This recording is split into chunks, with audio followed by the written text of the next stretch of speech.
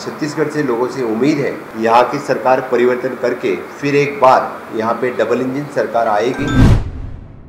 50 साल कांग्रेस के और 9 साल मोदी जी के आप कंपेयर कर सकते हैं। I think more than the 12 crores of the health card has issued in the Chhattisgarh. More than 16 lakhs of the people they are awaited. वो तो राह देख रहे हैं कि हमें घर कब मिलेगा। मुझे लगता है कि रिपोर्ट कार्ड सबमिट करना जरूरी होता है। मेरा तो आह्वान है कांग्रेस को, क्योंकि उन्होंने अपना रिपोर्ट कार्ड सबमिट करे। उन्होंने तो शराब बंद करने की बात की थी। उन्होंने तो मुझे लगता है कि अभी होम डिलीवरी शराब स्टार्ट कर दी है।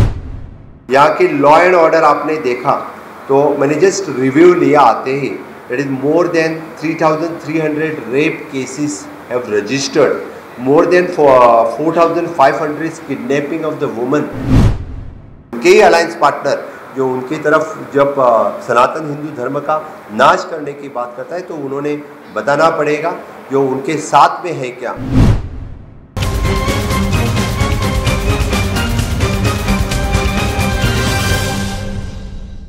आप सभी का मेरी तरफ से बहुत बहुत स्वागत। माता कौशल्या के इस भूमि में मुझे पहली बार आने का मौका मिला। मैं श्री राम जी को नमन करता हूँ। मैं स्वर्गीय अटल बिहारी वाजपेयी जी, जिन्होंने इस राज्य बनाने में उनका बहुत बड़ा सहभाग है, उनके कारण ही ये राज्य बन सका, उनको भी मैं याद करता हूँ। और बाकी स्वतंत्र सेनानी श्री सुंदरलाल शर्मा जी को भी याद करता हूँ। यहाँ के सभी बाकी स्वतंत्र सेनानी को याद करके मैं खास करके इस परिवर्तन यात्रा में शामिल होने के लिए यहाँ पे आया हूँ। जो छत्तीसगढ़ से भारतीय जनता पार्टी ने जो परिवर्तन यात्रा निकाली है, 2 जगह से परिवर्तन यात्रा निकाली है। मुझे पूरी छत्तीसगढ़ से लोगों से उम्मीद है और निश्चित रूप से यहाँ की सरकार परिवर्तन करके फिर एक बार यहाँ पे डबल इंजन सरकार आएगी। और जो पहले डबल इंजन सरकार के वक्त जिस तरह से यहाँ राज्य का विकास हो रहा था, in short it is the infrastructure development और ह्यूमन डेवलपमेंट, वो ह्यूमन डेवलपमेंट करने के लिए हम सभी अग्रसर रहेंगे। आज के इस अवसर पर मैं honourable prime minister Narendra Modi ji का यशस्वी आयोजन G20 के ऊपर बहुत बहुत अभिनंदन करता हूँ। One earth, one family, one future, वसुधैव कुटुंबकम, इसके तहत ऑनरेबल प्राइम मिनिस्टर ने G20 का यशस्वी आयोजन हुआ। छत्तीसगढ़ में Y20 का अच्छी तरह से आयोजन हुआ था। हमारे खेल मंत्री अनुराग ठाकुर जी उन्होंने यहाँ पे Y20 युवाओं के विकास के लिए जो बड़ा अच्छा आयोजन हुआ। हमेशा के लिए यूथ आगे जाना चाहिए, इसके लिए G20 के अंतर्गत Y20, B20, W20 सभी स्टेट में अलग अलग प्रोग्राम रहे। और ख़ास करके यहाँ के युवाओं के लिए जो Y20 कार्यक्रम हुआ उसका भी मैं बहुत बहुत अभिनंदन करता हूँ। जिन युवाओं में उसमें पार्टिसिपेट किया और उनको अपॉर्चुनिटी मिली, इसके लिए उनका बहुत बहुत अभिनंदन। मोदी जी के कार्यकाल में सेवा, सुशासन और गरीब कल्याण, 9 साल के कार्यकाल में आपने देश में, पूरे देश में विकास देखा होगा। और पूरे देश में जिस तरह से इस आज़ादी के अमृत काल में हम जो विकास देख रहे हैं और विजन जो इंडिया एट 47 यानी आगे 25 साल की सोच के ऑनरेबल प्राइम मिनिस्टर इस देश का विकास कर रहे हैं। स्वच्छ भारत अभियान से लेके डिजिटल इंडिया तक ऑनरेबल प्राइम मिनिस्टर ने कन्याकुमारी से लेके कश्मीर तक इस पूरे देश का विकास करने का किसी ने पहली बार काम किया तो honourable prime minister Narendra Modi ji ने किया। यू कैन कंपेयर द 50 साल कांग्रेस के और 9 साल मोदी जी के आप कंपेयर कर सकते हैं। हर एक स्कीम में, हर एक योजना में, हर एक प्रदेश के विकास में मैं डिटेल में नहीं जाऊंगा, क्योंकि मैं सिर्फ तुरंत कुछ बिंदु आपके सामने रखूंगा। इसमें मुझे लगता है कि मोदी जी के कार्यकाल में वेरियस टाइप्स ऑफ स्कीम जो लॉन्च किए गए, PM स्वनिधि, सौभाग्य योजना, जनधन योजना, प्रधानमंत्री गरीब कल्याण योजना, मुद्रा योजना, इस हर एक योजना के अंतर्गत हमारी भारतीय जनता पार्टी की तब की सरकार उन्होंने वो स्कीम आगे बढ़ाई थी। और direct benefit on date, for example the Mudra loan, यहाँ के मुद्रा लोन में भी यानी यहाँ के लोगों ने जो डायरेक्ट बेनिफिट ली बैंक के through, which is more than 43,000 of the peoples have benefited. यहाँ के हर घर नल से जल जो पीएम की सोच है कि हर गांव तक सड़क पहुँचाना, हर घर तक नल पहुँचाना, हर घर तक बिजली पहुँचाना और हर एक को घर देना और हर एक बच्चा को शिक्षा देना यानी शिक्षण देना, यही तो उद्देश्य है। और उसी के अंतर्गत पीएम जो पूरे देश भर में काम कर रहे हैं, उनके अंतर्गत उज्ज्वला योजना हो, इसी तरह से हम जो योजना यहाँ पे पहले इम्प्लीमेंट करते थे, मुझे लगता है कि आजकल उन योजनाओं में थोड़ा सा खंड पड़ गया है। यहाँ का खास करके मैं एक उल्लेख करूँगा, जो भारतीय जनता पार्टी के कार्यकाल में हमारी जब सरकार थी तो एसटी रिजर्वेशन 20% से 32% तक लेके जाने का काम हमारे भारतीय जनता पार्टी के सरकार ने, हमारे डॉक्टर रमन सिंह के सरकार ने यहाँ की थी। और एक्चुअल में यहाँ के जो ट्राइबल भाई बहन हैं उनको न्याय देने का काम किसी ने किया है तो हमारे डॉक्टर रमन सिंह के सरकार ने, तब की सरकार ने किया।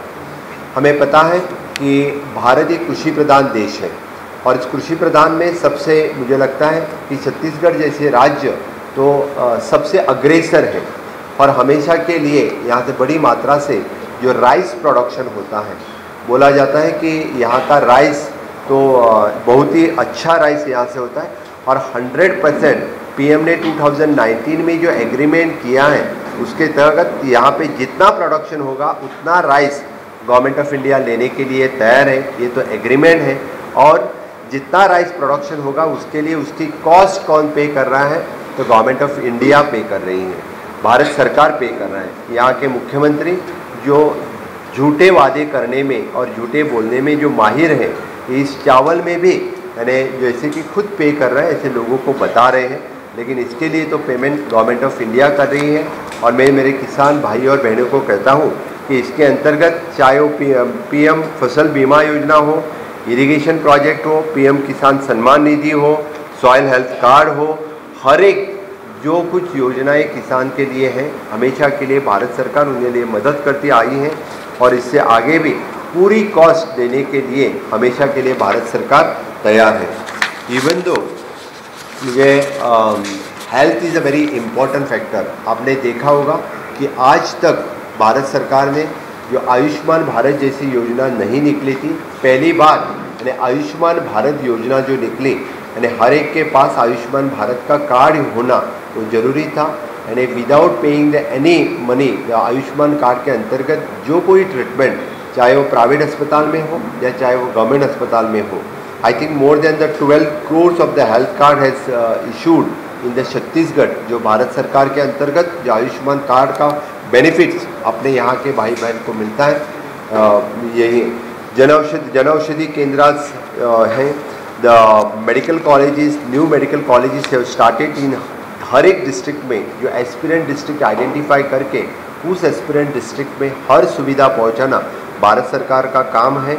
मैं कोविड मैनेजमेंट और इसके बारे में तो बात नहीं करूँगा, भारत सरकार ने कोविड मैनेजमेंट और बाकी की जगह क्या किस तरह से काम किया है आप सभी लोगों को पता है। Definitely which is in the vaccination और बाकी इस कार्यकाल में जो बहुत ही अच्छा काम उस वक्त किया है। तो नेशनल एजुकेशन पॉलिसी के बारे में मैं केंद्र सरकार को बहुत बहुत अभिनंदन करता हूँ। अप्रॉक्सीमेटली 40 साल के बाद पहली बार यानी नेशनल एजुकेशन पॉलिसी 2020 लॉन्च हो गई है। इस नेशनल एजुकेशन के पॉलिसी के अंतर्गत एक बात सही है कि रीजनल लैंग्वेज में प्रोफेशनल कॉलेजेस में पढ़ाना ये बात ज़रूरी है, क्योंकि अपने आदिवासी बच्चे हो या गांव के बच्चे हो, ड्यू टू द इंग्लिश उनको पढ़ने के लिए जो तकलीफ़ होती थी वो नेशनल एजुकेशन के पॉलिसी के अंतर्गत रीजनल लैंग्वेजेस में पढ़ने के लिए उनको जो सुविधा उपलब्ध की है वो बहुत ही अच्छी है। यानी बाकी बहुत राज्यों ने उसको आगे लेने की बहुत ये किया है। IIM जैसे कि पूरे देश में न्यू IIM खोला, रायपुर में भी न्यू IIM खोला है, न्यू IITs लगी। मुझे लगता है कि बिलारी और नया रायपुर में IIT स्टार्ट हो गई हैं। 12 new universities have started in the Chhattisgarh. बाकी इसी तरह से केंद्र सरकार से जितना विकास यहाँ पे हो सकता है, हमेशा के लिए केंद्र सरकार ने विकास यहाँ पे किया है। मैं खास करके उल्लेख करूँगा विच इज प्रधानमंत्री आवास योजना ग्रामीण। हमारे छत्तीसगढ़ के भाई और बहन जिनके लिए जो आवास योजना मिलनी चाहिए थी, more than 16 lakhs of the people they are awaited, वो तो राह देख रहे हैं कि हमें घर कब मिलेगा। यहाँ के जो सरकार ने उनके डॉक्यूमेंट्स गवर्नमेंट ऑफ इंडिया के पास नहीं भेजे, इसलिए उनको बेनिफिट नहीं मिल पाया। मैं सही में मैंने ऑनरेबल प्राइम मिनिस्टर की जो सोच है अंत्योदय तक पहुँचना, और पूरे देश में irrespective of the political party, किसी भी सरकार कहाँ पे भी रहे, लेकिन हर एक को उनकी योजना का लाभ मिलने चाहिए, इसीलिए तो हमेशा के लिए पीएम काम करते आए हैं। मुझे लगता है कि यहाँ के जो एट प्रेजेंट मुख्यमंत्री हैं, ये इन लोगों के लिए ये पीएम आवास योजना जो घर देते हैं वो नहीं देना चाहते हैं, इसीलिए तो उन्होंने उनके जो डॉक्यूमेंट्स पेपर जो कुछ आगे लेना चाहिए वो नहीं लिया है। यहाँ की सरकार तो जस्ट मुझे लगता है कि it is an advertising government. मैं तो देख रहा था कि हर एक चौके पे बड़े बड़े के पोस्टर्स बड़े बड़े लगे थे, सिर्फ मैंने एडवर्टाइजिंग में ही अपना ज़्यादा से ज़्यादा बजट खर्च कर रही है, ऐसा मुझे लग रहा है। क्योंकि लोगों के वेलफेयर में हो या लोगों के डेवलपमेंट, इंफ्रा डेवलपमेंट हो या ह्यूमन डेवलपमेंट में हो, उनकी कुछ जो योजनाएं थी वो योजनाएं बंद कर दी हैं, और जो नई योजनाएं स्टार्ट कर दी थी वो तो छोड़ ही दो। मुझे मैंने देखा कि उन्होंने लास्ट टाइम जितना प्रॉमिस किया था, अप्रॉक्सीमेटली 2000, हर एक इलेक्शन आता है तब हम वादे करते हैं और वो वादा पूरा करना इफ़ द पॉलिटिकल पार्टी का कंपल्सन होता है। हर एक के बाद मुझे लगता है कि रिपोर्ट कार्ड सबमिट करना ज़रूरी होता है। मेरा तो आह्वान है कांग्रेस को, क्योंकि उन्होंने अपना रिपोर्ट कार्ड सबमिट करे, क्योंकि उन्होंने जितने सारे प्रॉमिसेस लास्ट टाइम किए थे उतने प्रॉमिसेस फुलफिल किए क्या, वो रिपोर्ट लोगों को देना ज़रूरी है। हर एक हमारे भाई बहन, छत्तीसगढ़ के भाई बहन ने उनको पूछना चाहिए था कि भाई आपका 5 साल का रिपोर्ट कार्ड हमें सबमिट करो, 5 साल में आपने क्या किया वो हमें दिखाओ। उन्होंने तो 300 से ज़्यादा वादे यहाँ पे किए थे, तो उसमें से हार्डली 10% भी वादे न कंप्लीट करने वाली ये गवर्नमेंट है। उन्होंने तो फ्री पब्लिक ट्रांसपोर्ट की बात की, तो उन्होंने पूरा पब्लिक ट्रांसपोर्ट ही बंद कर डाला है। यहाँ के लिए आने जाने के लिए बच्चों के लिए भी यानी पब्लिक ट्रांसपोर्ट यहाँ पे नहीं है। इसी तरह से हर एक मैं बात करते जाऊँ तो मुझे लगता है कि ढेर सारे उनके वादे पे मैं बात कर सकता हूँ। उन्होंने तो शराब बंद करने की बात की थी, उन्होंने तो मुझे लगता है कि अभी होम डिलीवरी शराब स्टार्ट कर दी है। जो लोगों को चाहिए वो तो करते नहीं हैं, बाकी लोगों को नहीं चाहिए उन्हीं में उन्हें ज़्यादा रुचि है। There is a coal scam, there is a liquor scam, there is a rice scam, there is a public service examination, सभी में एक घोटालेबाज सरकार है। इसको हटाना ज़रूरी है, इनको घर का रास्ता दिखाने के लिए ज़रूरी है। हर वक्त जहाँ जहाँ कांग्रेस आती है वहाँ वहाँ कांग्रेस घोटाले में तरबेज रहती है। और ऊपर से मैं तो ये कहूँगा कि नेशनल कांग्रेस के लिए छत्तीसगढ़ ये एटीएम है। अभी दूसरा एटीएम उनको कर्नाटक में मिला है, पहला एटीएम उनके लिए छत्तीसगढ़ में था। सबसे बड़ा एटीएम यानी ये है, ऐसे मुझे लग रहा है। इसलिए मैं सभी लोगों को आह्वान करता हूँ यहाँ के कि इतने सारे घोटाले देखने के बाद मुझे नहीं लगता है कि यहाँ के लोग कभी फिर एक बार कांग्रेस को चुन के कभी नहीं देगी। डबल इंजन की सरकार के वक्त जिस डबल इंजन की सरकार ने यहाँ पे इंफ्रास्ट्रक्चर डेवलपमेंट जो ह्यूमन डेवलपमेंट किया था वो फिर एक बार यहाँ लाने के लिए लोग तैयार हैं। यहाँ की लॉ एंड ऑर्डर आपने देखा तो मैंने जस्ट रिव्यू लिया आते ही, that is more than 3,300 rape cases have registered, more than 4,500 kidnapping of the woman. यहाँ पे अपने महिला भगिनी सुरक्षित नहीं है बिल्कुल। मुझे लगता है कि इस सरकार को घर भेजना ही उचित रहेगा और यहाँ की जनता इनको घर डेफिनेटली यहाँ पे उनको घर भेजेगी, ये मैं दावे के साथ कहता हूँ। अभी उनका इंडी बोल के जो कॉम्बिनेशन रहा है नेशनल लेवल पे, यानी जो कोई पहले ही जो यूपीए थे उनका सिर्फ नाम बदला है। नाम बदल से नीति नहीं बदलती, नाम बदलने से नीयत नहीं बदलती, नाम बदलने से करप्शन नहीं बदलता। वही करप्शन फिर भी एक बार चालू है। और इन्होंने जो उनके अलायंस पार्टनर हैं उन्होंने सनातन हिंदू धर्म पर जो आघात किया, सनातन हिंदू धर्म को ख़त्म करने की बात की। मुझे लगता है कि यहाँ के कांग्रेस वालों ने भी बताना चाहिए कि जो उनके इंडी अलायंस ने बात किया उनके साथ में है क्या। जब माता कौशल्य के नाम एक तरफ लेते हैं, प्रभु रामचंद्र का नाम एक तरफ लेते हैं और उनके ही अलायंस पार्टनर जो उनकी तरफ जब सनातन हिंदू धर्म का नाश करने की बात करता है, तो उन्होंने बताना पड़ेगा जो उनके साथ में है क्या। यहाँ के मुख्यमंत्री ने बताना पड़ेगा कि इंडिया अलायंस की जो उन्होंने जो बात की है उनके वो सहमति करते हैं क्या, वो बात उन्होंने बतानी पड़ेगी। मुझे लगता है कि यहाँ के लोग बहुत ही सीधे साधे हैं, सनातन हिंदू धर्म को और सबको साथ में लेके, सनातन हिंदू धर्म सभी में, वो सभी धर्म को अपने साथ में लेने वाले हैं।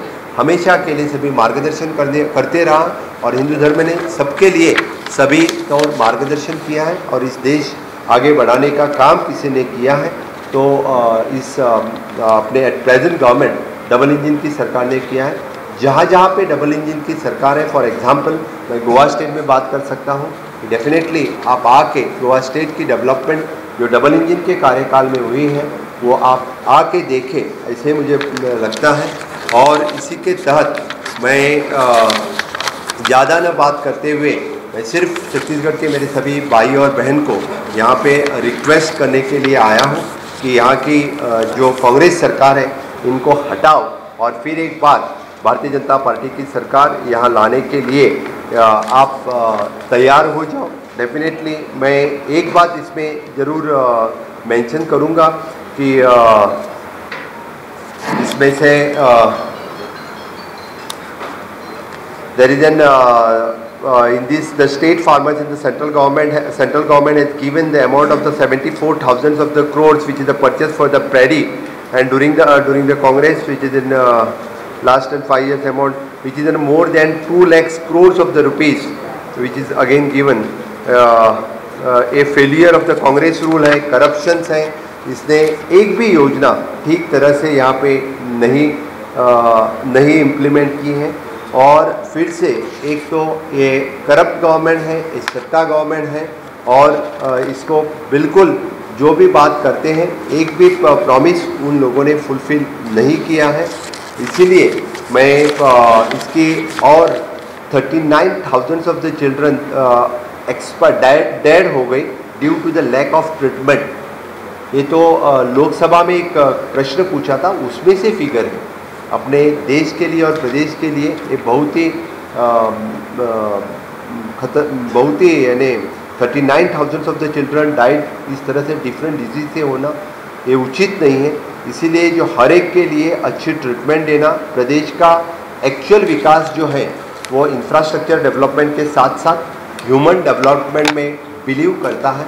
इसीलिए मैं मेरे छत्तीसगढ़ के सभी भाई और बहनों को आह्वान करता हूँ कि फिर एक बार हमारी डबल इंजन की सरकार इस प्रदेश में लाओ और डबल इंजन के सरकार के तहत जो इंफ्रास्ट्रक्चर डेवलपमेंट और ह्यूमन डेवलपमेंट में इस प्रदेश फिर एक बार यानी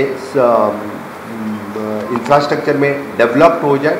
डबल इंजन के सरकार के कार्यकाल में जो डेवलप हो रहा था वो आगे बढ़े और यहाँ की ह्यूमन डेवलपमेंट के ऊपर फोकस करे। यही कह के मैं मेरी वाणी को विराम देता हूँ।